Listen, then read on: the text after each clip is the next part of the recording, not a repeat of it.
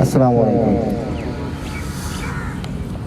आज मौसम की तब्दीली है तो सर्दी की आमद है। सर्दी के दौरान कैसे योगा करना चाहिए, क्योंकि बहुत सारे ऐसे प्रॉब्लम्स होते हैं, जैसे कि सुबह जब उठते हैं तो बॉडी में स्टिफनेस बहुत ज़्यादा होती है। स्टिफनेस ज़्यादा होने की वजह से आपको क्या करना है, उसको कम करने के लिए मसल्स को रिलैक्स रखते हुए आपको किस अंदाज में योगा स्ट्रेचेस करने हैं, क्योंकि गर्मियों में जो है वो तकरीबन मसल में फ्लेक्सिबिलिटी होती है, लेकिन सर्दी के मौसम में जो है वो जिस्म सुकड़ा होता है आम रूटीन से ज़्यादा। आप जब मौसम गर्म होता है तो उसमें आपकी मसल्स में इतनी स्टिफनेस नहीं होती या तनाव नहीं होता। तो अक्सर लोग जो हैं वो सर्दी के मौसम में जब ज़्यादा ज़ोर आज़माई कर लेते हैं तो उससे मसल इंजरी हो जाती है, मसल फट जाते हैं, मसल आपकी तकलीफ़ जो है मसल से रहती है बॉडी के अंदर। तो इसके हवाले से आज गुफ्तगू करेंगे, और सर्दी में जो जिनको सर्दी ज़्यादा लगती है उसके लिए क्या कर सकते हैं। सबसे पहले तो कोशिश ये करनी है कि जब भी आपने ओपन एयर एक्सरसाइज करनी है, जैसे हम ग्राउंड में आते हैं तो ग्राउंड में कुछ टेम्परेचर ज़्यादा कम होता है घरों की निस्बत, ग्राउंड के अंदर ज़्यादा कम होता है। तो इसमें एक तो जो सबसे कारामद चीज़ है वो है आपने गर्म कपड़ों का इस्तेमाल करना है। इसमें कोशिश ये करनी कि ज़्यादा से ज़्यादा आप अपने आप को कवर रखें। और दूसरी जो इसमें अहम बात है कि आप ब्रीदिंग करें, डीप ब्रीदिंग। जितनी लंबी सांसें लेंगे, जितनी गहरी सांसें लेंगे, उससे आपका ब्लड फ्लो बेहतर होगा, क्योंकि आपके ब्लड की जो ताकत है वो ऑक्सीजन है। अगर ऑक्सीजन लेवल बेहतर हो जाएगा तो ब्लड सर्कुलेशन बेहतर होगी, ब्लड सर्कुलेशन बेहतर होगी तो जिस्म में तनाव कम होना शुरू हो जाएगा। और ब्रीदिंग पे कम से कम जो है वो 15 से 20 मिनट लगाएं डेली। 15 से 20 मिनट जो है वो ब्रीदिंग आप जो है वो सबसे पहले ब्रीदिंग करें। और यहाँ ग्राउंड में बैठ के, क्योंकि सर्दी लगती है, बैठा नहीं जाता ज़्यादा देर तक, इंसान चाहता है कोई ना कोई मूवमेंट करता रहे तो वार्म अप रहे, लेकिन उसका अल्टरनेट ये है कि ब्रीदिंग के दौरान आप ऐसे आधी मुद्रा बना लें, अंगूठों को पकड़ लें। अगर अंगूठों को पकड़ लें, और ये जो पोर होते हैं ना, ये पोर, इनके ज़रिए से सर्दी लगती है। अगर इनको टच कर लिया जाए किसी जगह पे, ऐसे भी टच कर लें तो सर्दी कम हो जाएगी, सर्दी का एहसास कम हो जाएगा। ये पोर्स के ज़रिए सर्दी लगती है। तो अगर अंगूठा अंदर हो तो ज़्यादा अच्छा है, ऐसे टच कर लें, जोर नहीं लगाना। इस तरह आप बैठे रहें, जितना मर्जी बैठे रहें, आपको सर्दी नहीं लगेगी, सर्दी का एहसास कम हो जाएगा। ज़ोर से मुट्ठी बंद करेंगे हाथ थक जाएगा, बस सिर्फ टच करेंगे। और लंबे गहरे सांस लें, जितना आसानी से सांस ले सकते हैं, जितना डीप सांस ले सकते हैं उसको डीप करें, और खारिज करते वक्त भी उसको मैक्सिमम खारिज करें, सांसों पे कंट्रोल लेके। अच्छा, आम रूटीन में हम जो है जब योगा करते हैं तो एक ही दफ़ा में हम जो है वो मुकम्मल स्ट्रेच कर लेते हैं। मिसाल के तौर पर हम गर्दन को पूरा यूँ घुमाएंगे, पीछे देखने की कोशिश करेंगे, लेकिन जैसे आप इसको ट्विस्ट करेंगे तो फ़ौरन पीछे देखने की कोशिश करेंगे, लोअर बैक, कोई भी पोज। तो सर्दी के दौरान आप पहली दफ़ा में हल्का स्ट्रेच करें, दूसरी दफ़ा में उससे थोड़ा सा ज़्यादा, और तीसरी दफ़ा में एक्सट्रीम लेवल पर।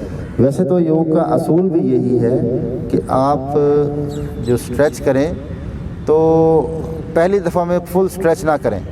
योग तो अगर योग करें तो ऐसे ही है, योग कहता है कि भी आप जब भी कोई एक्सरसाइज करें तो आप कभी भी जो है वो इतना एक्सट्रीम लेवल का स्ट्रेच ना करें कि पहली दफ़ा में स्ट्रेच करने से आपके जो है वो मसल में प्रॉब्लम आ जाए, मसल खिंच जाए। तो इसके लिए मिसाल के तौर पर अगर हम ये बाजू ऊपर लेके जाते हैं तो शुरू में आप हल्के से बेंड रखें।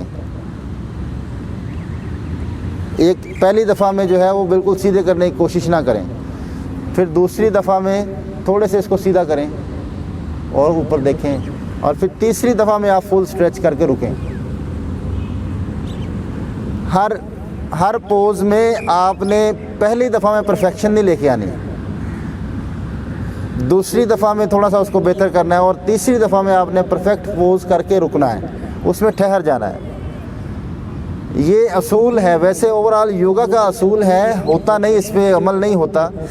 हम लोग जिस्म के साथ ज़ोर आज़माई करते हैं, ज़ोर आज़माई करने से फिर जो है वो बहुत सारे इंटरनल प्रॉब्लम्स आते हैं, इंटरनल मसल इंजरी, इंटरनल आपके जो है वो कोई ना कोई नर्वस सिस्टम पे प्रेशर आ जाता है। तो नर्वस सिस्टम का प्रेशर या लोअर बैक पेन या किसी भी किस्म की ऐसी चीज़ें, इसकी बहुत बड़ी वजह जो है वो बग़ैर जिस्म की एडजस्टमेंट किए, मसल्स की एडजस्टमेंट किए ज़ोर लगाना है। तो अगर आप एडजस्टमेंट किए बग़ैर ज़ोर लगाते हैं तो फिर प्रॉब्लम होगा। तो इसके लिए हमेशा कोशिश किया करें कि योग जब भी करते हैं, एक तो अपने कैपेसिटी के मुताबिक करना है, जितना आपकी बॉडी में स्ट्रेच है उससे ज़्यादा ना करें। अगर आपकी बॉडी में स्टिफनेस है तो आप जितना आसानी से कर सकते हैं उतना करें, ज़ोर ज़ुबाई ना करें। तो इसके लिए कुछ ऐसी चीज़ें जो आपकी बॉडी की फ्लेक्सिबिलिटी बढ़ा सकती हैं सर्दियों के दिनों में। फ्लेक्सिबिलिटी बढ़ाने के लिए सर्दियों के दिनों में क्या करना चाहिए? एक तो कोशिश ये करनी है कि आपने ज़मीन पे जब बैठना है तो कोई मोटी चीज़ के ऊपर बैठें, क्योंकि ज़मीन से जो सर्दी है उससे आपके जिस्म के अंदर एहसास ज़्यादा होता है। कोई मोटा मैट हो, इस तरह आप कपड़े के ऊपर बैठेंगे तो सर्दी का एहसास जिस्म के अंदर ज़्यादा होगा, जिससे बॉडी और स्टिफ हो जाएगी। तो कोई जैसे ये मोटा मैट है, अगर इसको 2 डबल भी कर लिया जाए तो ज़्यादा अच्छा है। आप जितना मोटी जगह पे बैठेंगे, ज़मीन से थोड़ा सा हट के बैठेंगे, आपको सर्दी का एहसास कम होगा। ब्रीदिंग हो गई, आपने स्ट्रेचेस जो हैं वो 3 हिस्सों में करने हैं, पहले में कम, दूसरे में थोड़ा ज़्यादा, तीसरे में उससे ज़्यादा। तो अब एक एक्सरसाइज है, उसके लिए खड़े हो जाते हैं।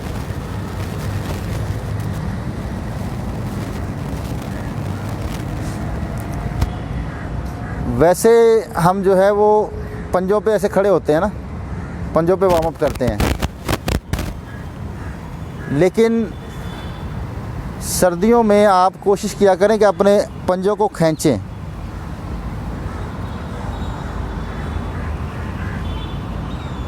खड़े होके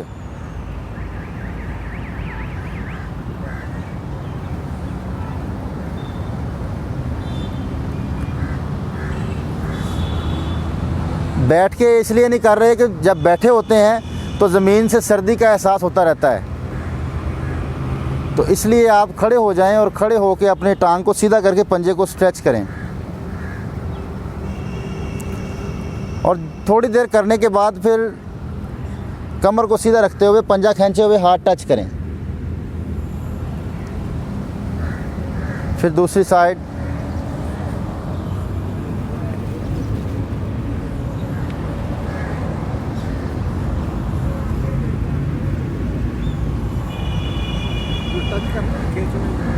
टच करके वापस आ जाएं। वही असूल रहेगा जो हमने बताया कि आपने ज़ोर आज़माई नहीं करनी, जितना हो सकता है उतना करें, और दूसरी तीसरी दफ़ा में जाके उसको बढ़ाते जाएं।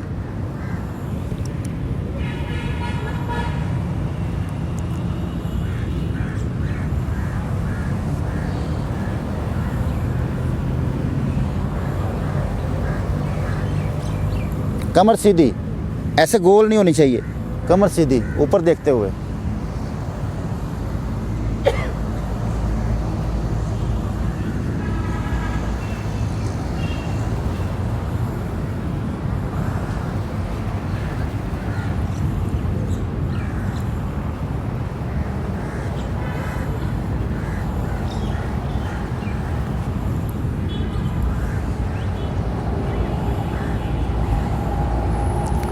और फिर हल्का हल्का लेग्स को थोड़ा जरक दें, ज़ोर से नहीं, बहुत लाइट सा।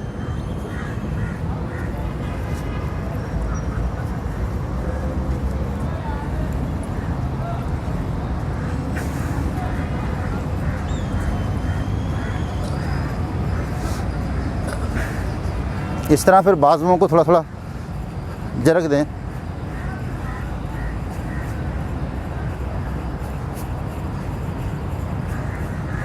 ज़ोर से नहीं, बहुत हल्का।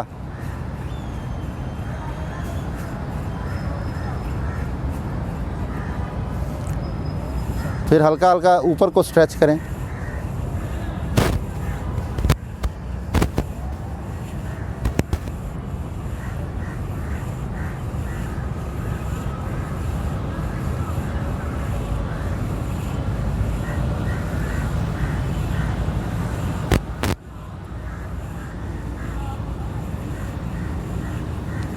फिर ऐसे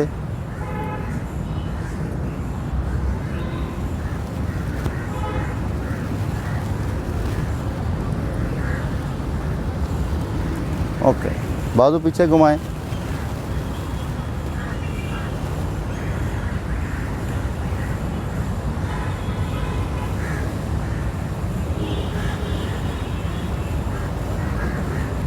ओके जी, बैठ जाएं, रिलैक्स।